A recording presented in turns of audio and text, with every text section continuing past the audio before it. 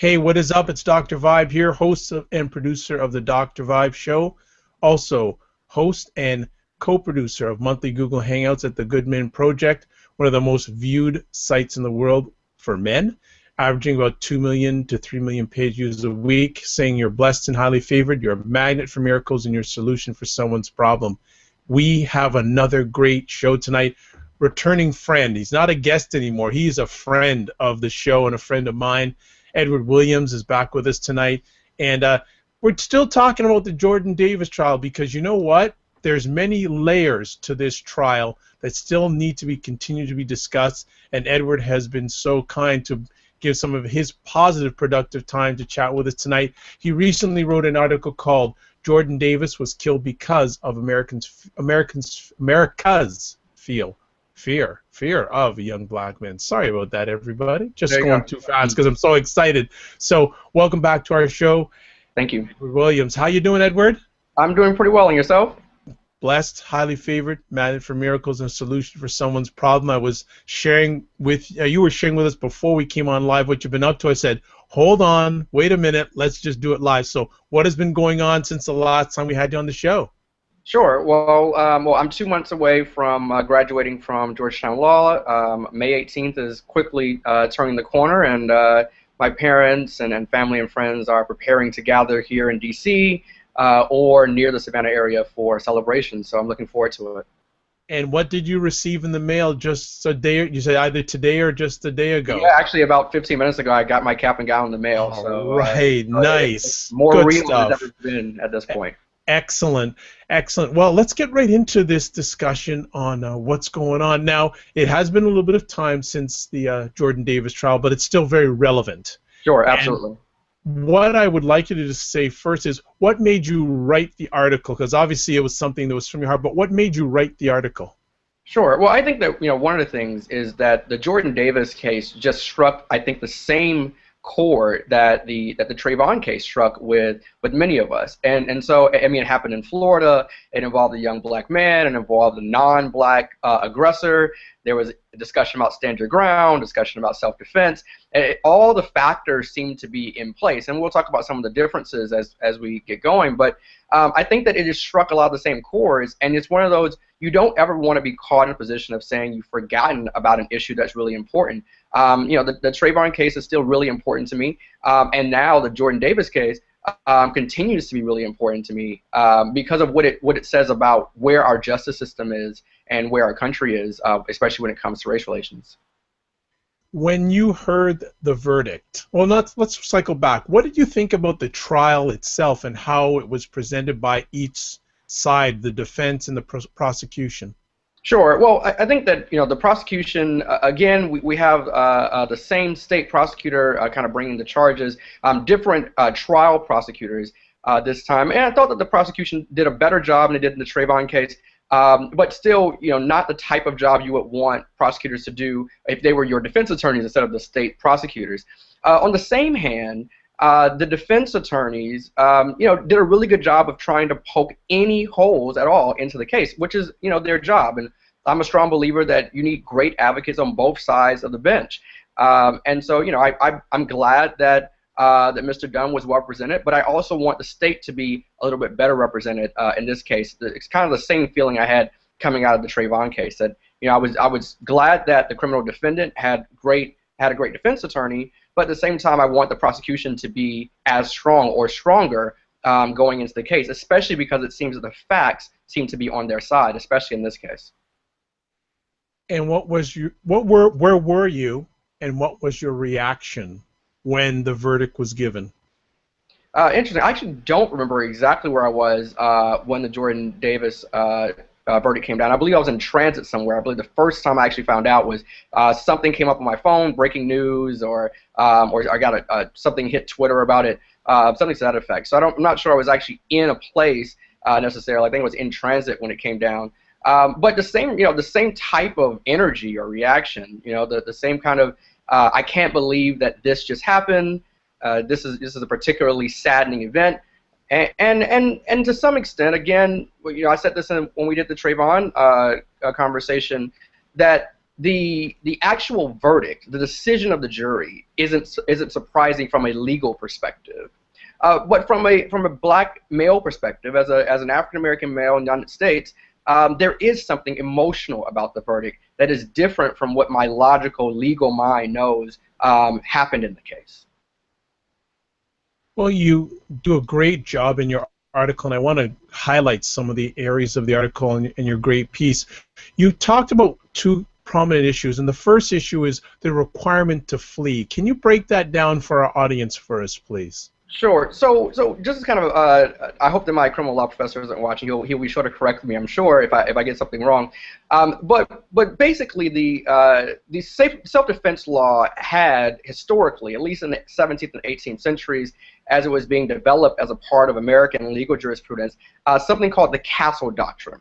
So basically, what the Castle Doctrine said is that if you are an individual in your home and someone comes into your home in order to steal from you or hurt you or your family, that you have the right to defend yourself, that you have the right to ensure that that person does no harm to you, and you may use lethal force or deadly force in that event. You have no obligation to flee the scene if the scene is your own home.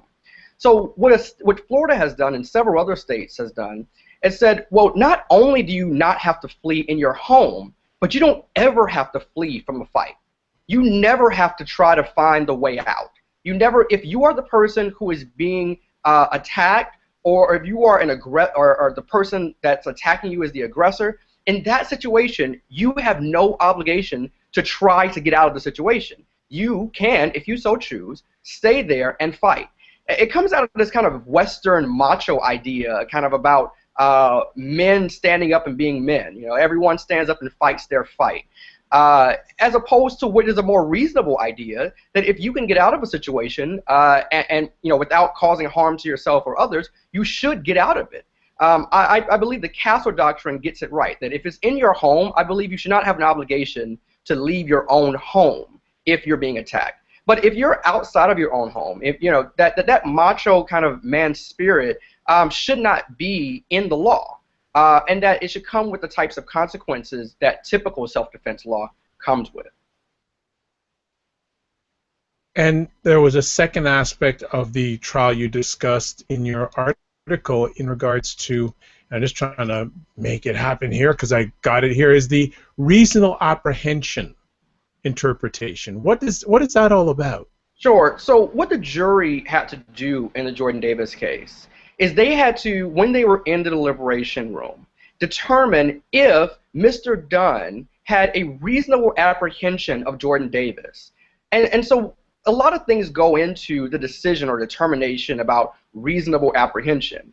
So the jury has to think to themselves, if I were in Michael Dunn, Mr. Dunn's shoes, would I have been reasonably afraid of Jordan Davis? And this is where kind of the racial conversation begins as a matter of law. It's not surprising to me that some of my white colleagues and friends, and obviously the white jury members in the state of Florida, would have been reasonably afraid of a black male in a car with several other black males bumping, as Michael Dunn said during the trial, rap crap. The prosecutor suggested he said thug music. He said, I would never say that. He said, I would have called it rap crap. But whatever he would have called the music, it surely denoted some reaction on his behalf to the music and to the people in the car that were listening to it. And then the question for the jury is, would I have been reasonably afraid in Michael Dunn's situation? I think that if you or I pulled up into a car at a gas station and they were, bumping the latest Jay-Z or Nas or Common, that our reaction wouldn't likely be to be afraid of them. Our reaction would probably be, wow, I haven't heard that song, or I really love that song too, or they look like they're really having a good time, or they're getting ready for a good night. But for Michael Dunn and for a lot of white Americans, I would suggest, and just non-black Americans broadly, what it caused is some type of stereotypical fear about what these young men were capable of. And Michael Dunn, according to the jury's acquittal, must have believed, or at least a few members of the jury believed, that it was reasonable for him to be afraid in that situation.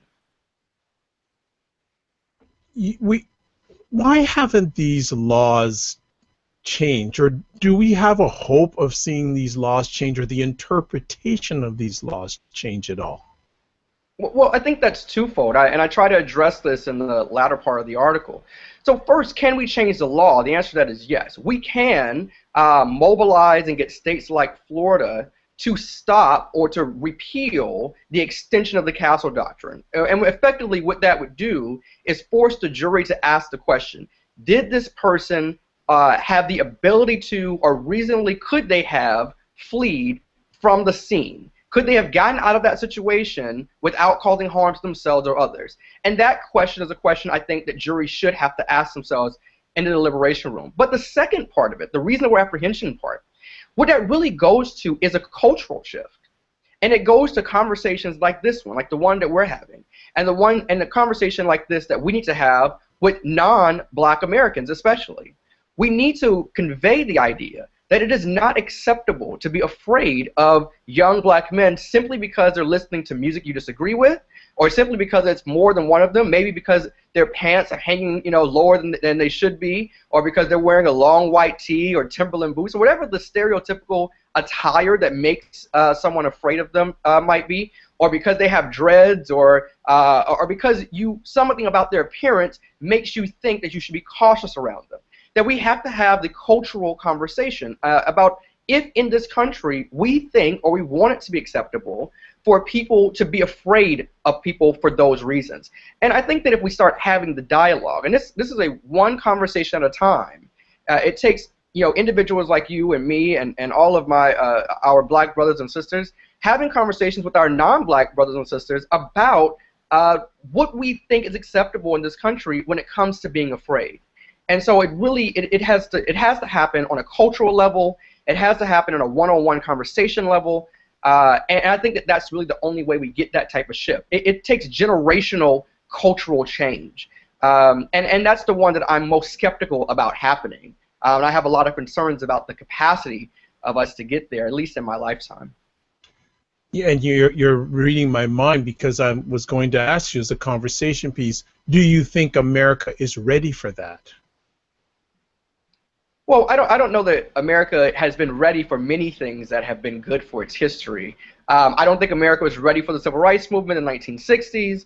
I don't believe America is ready for the women's suffrage movement in the late 19th century, early 20th century. I don't think America was necessarily ready for marriage equality, for gay marriage in the latter part of the 20th and early part of the 21st century. But America has a way of responding when pushed.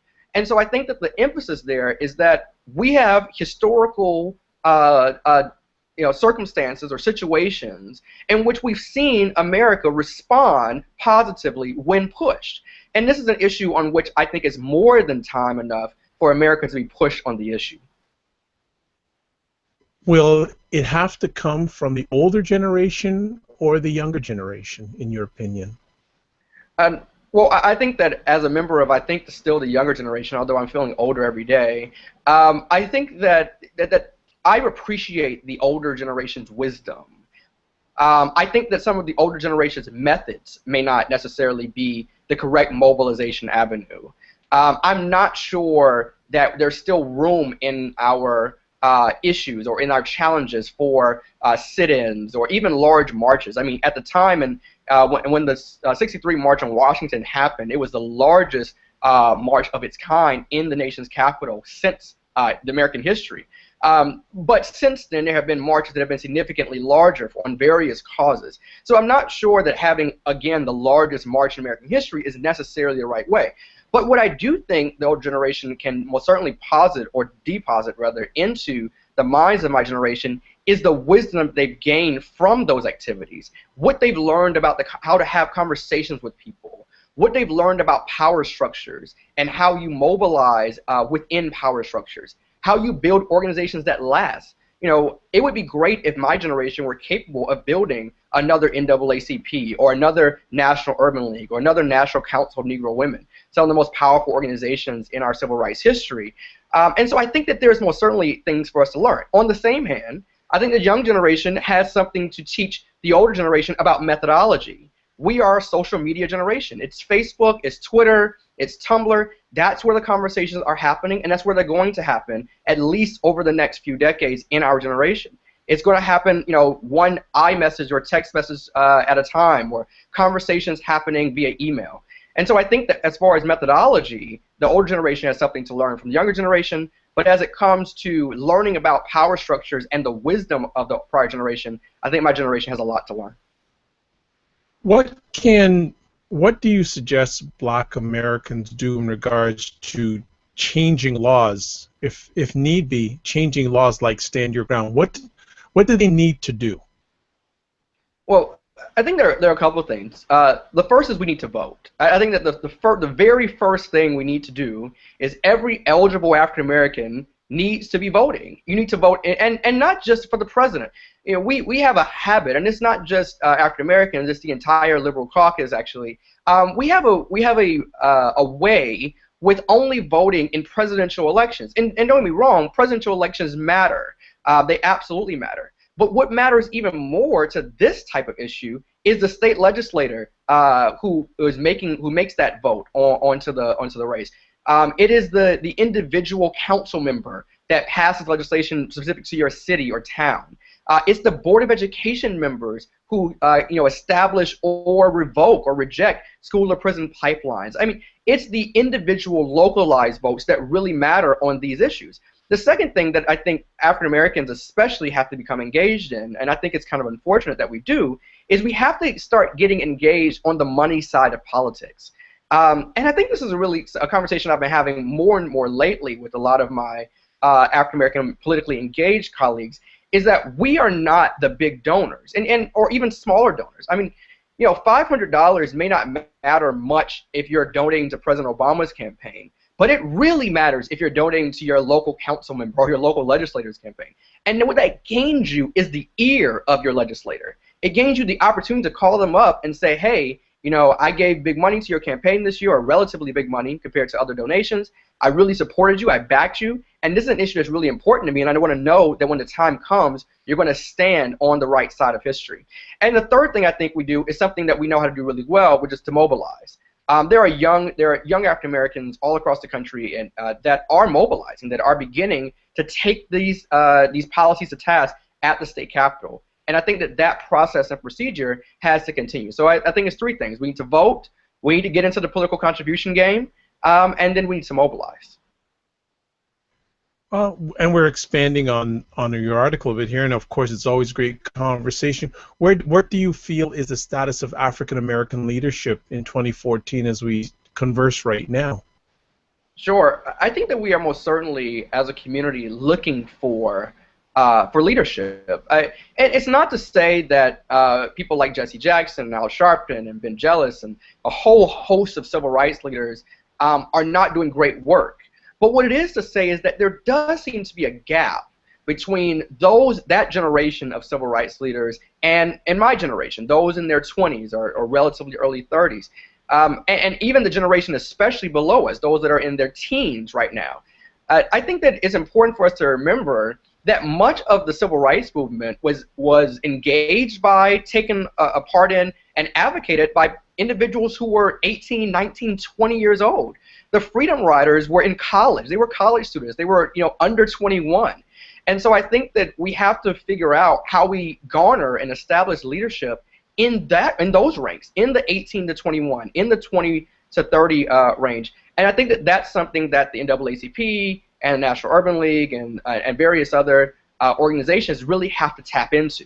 And I'm not sure exactly what I think the methodology for tapping into it is, but I do know it's something, there is a gap, and it is a gap that needs to be filled. What do you feel, I guess you're going into, and I'm going to expound here a little bit, you're going into the legal profession. Yeah. Do we not need more representation in the legal profession by African Americans? Well, absolutely. I actually recently published an article that addressed this exact issue, the lack of diversity in the legal profession and its effects on the greater society. And I drew my issue, as we always get back to, that the biggest issue for us not having enough African American lawyers, goes back to the failure of our K-12 education system to adequately educate African Americans and Hispanic citizens in the United States, adequately to get them to the level of being able to go to law school and then become practicing attorneys. So I think that there's definitely, I see that as being the beginning of the problem. But we do need more African Americans in the legal profession. I mean, the American Bar Association has been very clear about that fact, and even themselves. I believe there was a report from 1999 or 2004, I'm not exactly remembering the year, but the American Bar Association, who has some say about all lawyers in the country, basically put out a report that said that the legal profession is one of the least diverse professions in the entire country. And I think that's saddening, and because of the work of people like Thurgood Marshall and Charles Hamilton Houston, we know the type of work that can be done in the legal profession for civil rights issues or for minority issues. And so I welcome more African Americans joining the ranks of the legal profession. But I do think that comes from personal choices to become lawyers, but it also comes from us adequately educating people who are 5, 6, 7, 8 years old right now to make sure that in 10 or 15 years they're at a place where they can become lawyers. If you feel that there is a challenge, or young black men need to be aware of what's going on in America, and there's a fear of many Americans of young black men, first of all, what does America need to know that they don't know about young black men, in your opinion? Sure. Well, I think America needs to understand that there are that young black men come in the same spectrum as all children, as all men and women. There are those of us who are scholars and those of us who have made decisions that have not been the best for our lives. There are those of us that are involved in crime and those of us involved in college. Those of us who are engaged in the political activity and those that are engaged in activities that are outlawed in this country. So the spectrum of African American men exists. And what's even more important is that you cannot necessarily presume which category an African American male falls into simply because of the music they listen to or because of their appearance.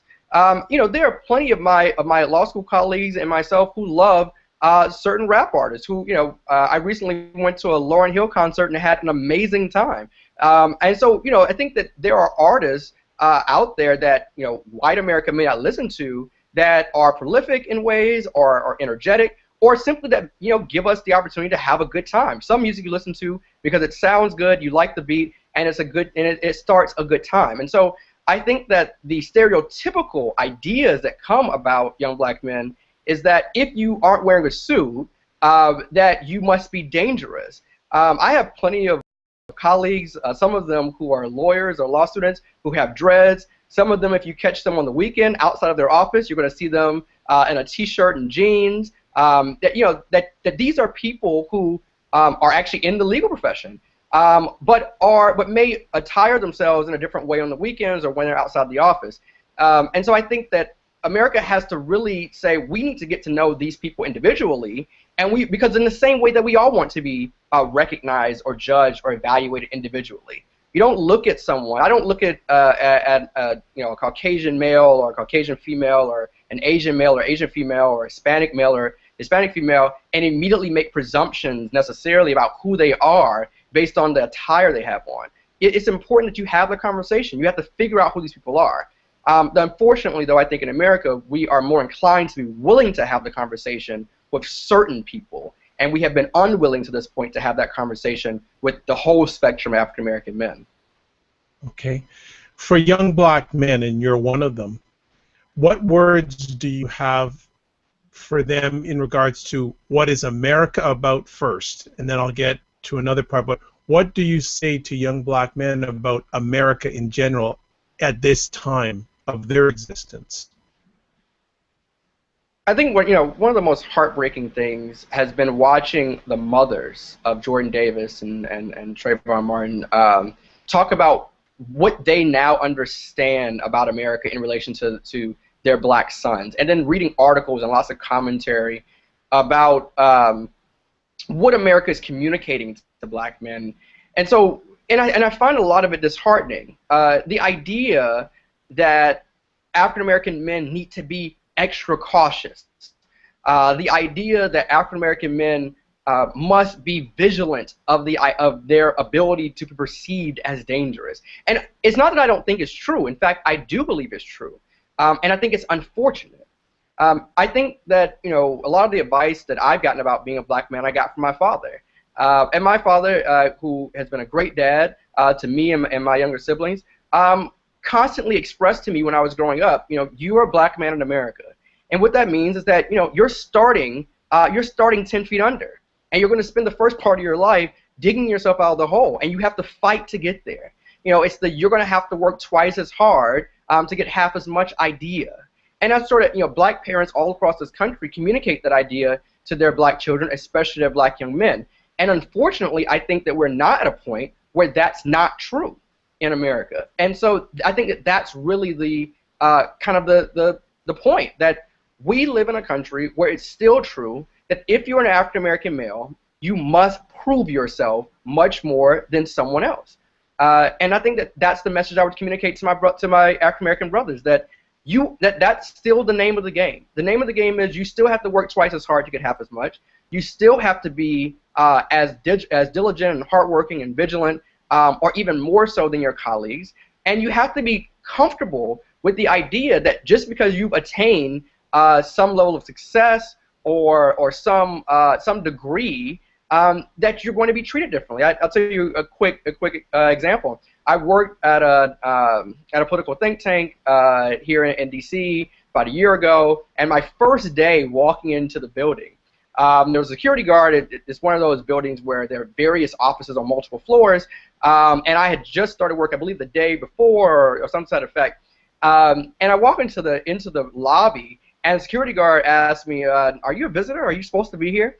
And I know that he meant absolutely nothing by it, but in the same vein, he saw several Caucasian males and females walk right past into the elevator without questioning them. And it wasn't that he was necessarily attempting to be racist or stereotypical, but I do think it kind of resonates with the idea that just because I've accomplished the things I've accomplished does not make me immune to the idea that people are questioning my legitimacy in a place, or in a place like a political think tank, or like a law school, or like Capitol Hill. And so I think that you have to be comfortable with that as a black male, especially if you're going to be a successful black male. And our final conversation piece tonight, what is your message? Because you're 2 months away from finishing law school. What is your message to young black men about the law? Well, I wish I had better news, the news I think I have to deliver.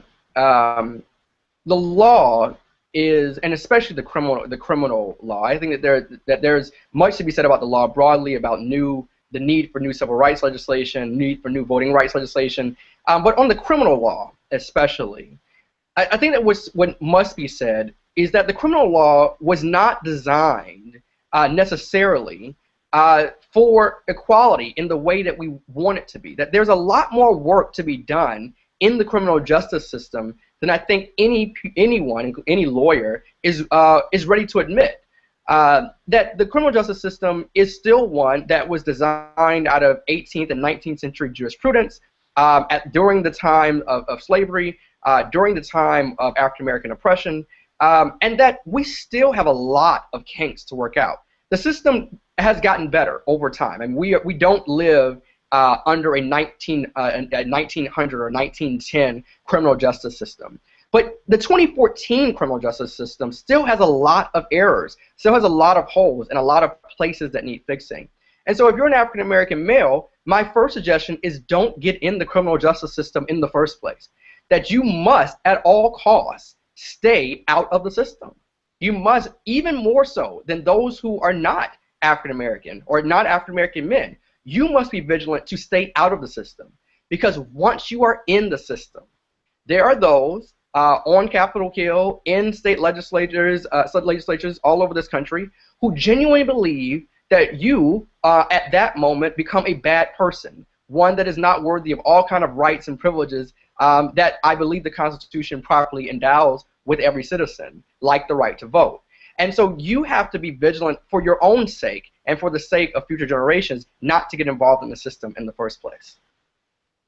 Well, we will close out on that because we know you need your rest because it's 2 months and counting.